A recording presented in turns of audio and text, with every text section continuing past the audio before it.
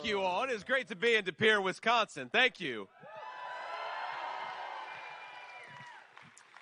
Now, I want to give a couple of notes of gratitude here because this is not possible, of course, without all of you. And I want to thank the CEO of Amerilux, Kurt. Where's Kurt at? Thank you, Kurt, so much for being here, and thanks for doing this. This is a great American manufacturing company, and we want to promote American manufacturing on this campaign. We're going to bring it back and bring it back better than ever, thanks to Donald Trump's leadership. And I'll say I'm thrilled to be joined here by my lovely wife, Usha. Usha, thanks for coming around with us today. She always gets a little embarrassed, but why not embarrass your wife, right? Take the opportunity. I'll deal with the consequences later. We've got the great, and I really mean one of the great United States senators in the entire country from the state of Wyoming, John Barrasso. John, thank you for being here.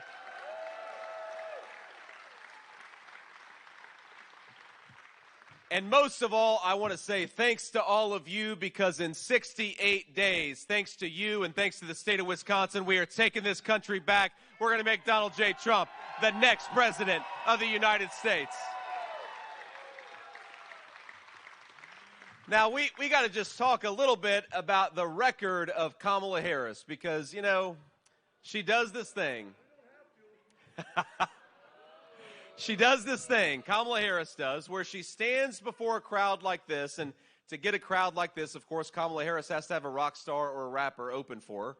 And then, you know, before her remarks are even over, they're all heading for the exits. You guys are a great crowd, and I'm thrilled to have you. But look, Kamala Harris, she stands before crowds like this, and she'll say, without a hint of irony or a hint of shame, that on day one, my friend, she is going to tackle the affordability crisis that's affecting American families.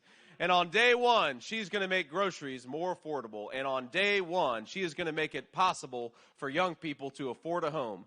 And every single person with an ounce of sense is saying, well, Kamala, day one was 1,300 days ago. What the hell have you been doing on time?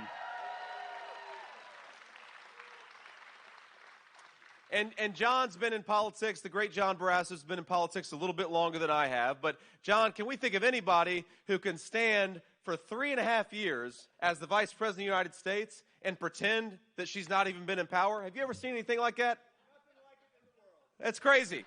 It's the craziest thing.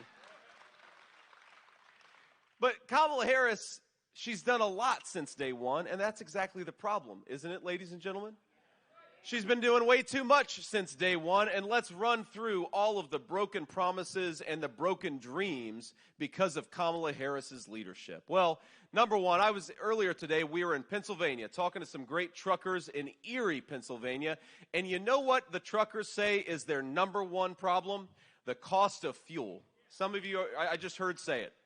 And why is fuel so expensive? Because Kamala Harris made a promise that she wanted to ban fracking. She wanted to ban offshore drilling. She wanted to destroy the American energy industry. That's what Kamala Harris said she was going to do. And then she went about for 3.5 years and did it.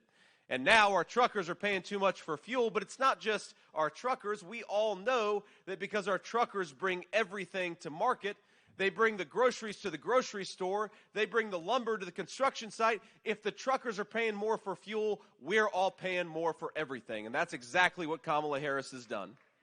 So how about this, Kamala Harris?